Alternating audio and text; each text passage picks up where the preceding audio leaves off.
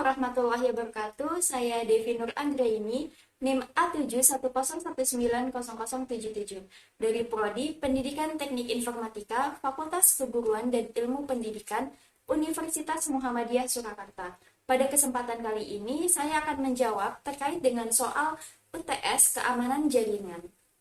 Pentingnya sebuah teknologi keamanan perlu diterapkan dalam perusahaan karena perusahaan itu memiliki data-data yang sangat penting yang perlu diamankan supaya tidak ada cyber yang akan meretas data tersebut. Nah, selain itu mengacu pada fungsionalitas perusahaan. Jadi, setiap perusahaan harus menetapkan kebijakan guna mengoperasikan perusahaan tersebut sesuai dengan yang telah ditetapkan. Nah, sehingga bisa berjalan dengan efisien. Kemudian yang kedua adalah memastikan setiap kegiatan berjalan dengan aman. Perusahaan yang modern harus mampu menciptakan ekosistem seluruh kegiatan berbasiskan teknologi informasi secara lebih terorganisasi dan memiliki sistem terdistribusi yang baik. Kemudian, pentingnya teknologi keamanan untuk perusahaan juga untuk melindungi data yang dimiliki perusahaan. Nah, keamanan informasi itu harus mencakup aspek dalam melindungi data, baik itu data dalam jaringan internal atau intranet maupun internet atau berbasiskan model. Nah, selanjutnya adalah melindungi aset perusahaan.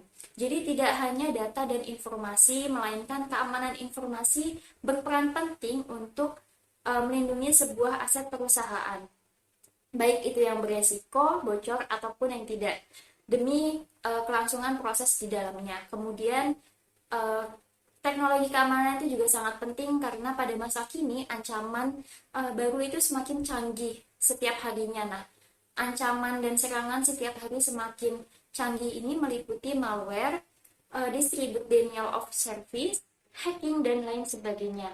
Kemudian, mengikuti kebijakan yang berlaku seperti GDPR, General Data Protection Regulation, merupakan ini peraturan terkait dengan kerahasiaan data atau data privasi yang ditujukan untuk seluruh perusahaan di dunia, bertujuan guna memberikan perlindungan lebih baik terhadap kerahasiaan data dalam ekonomi digital seperti sekarang ini.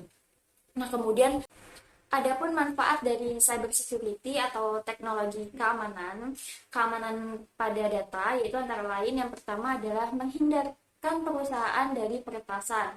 Nah, selain produktivitas menjadi terganggu, peretasan juga kerap berujung pada pengeluaran tambahan. Perusahaan tentu harus melakukan perbaikan jaringan dan hal ini pasti butuh biaya. Kemudian yang kedua adalah memberikan jaminan perlindungan data, khususnya dari oknum yang ingin mengambil keuntungan dari data tersebut. Data itu sendiri dapat dijual atau digunakan untuk kepentingan yang lain yang merugikan perusahaan. Kemudian manfaat yang ketiga yaitu untuk menjaga reputasi perusahaan di mata publik, secara khusus pengguna jasa atau pembeli produk perusahaan tersebut. Nah, dengan keamanan jaringan tersebut, konsumen tidak perlu khawatir kehilangan privasi atau informasi pribadi. Selanjutnya adalah resiko apabila suatu perusahaan tidak menerapkan teknologi keamanan, yaitu yang pertama adalah terdapat serangan, contohnya ransomware. Nah, perusahaan akan mendapatkan penyerangan dari oknum cyber dengan mematikan sistem bisnis atau membuat bisnis menjadi offline atau tidak berjalan. Kemudian yang kedua adalah pencurian data.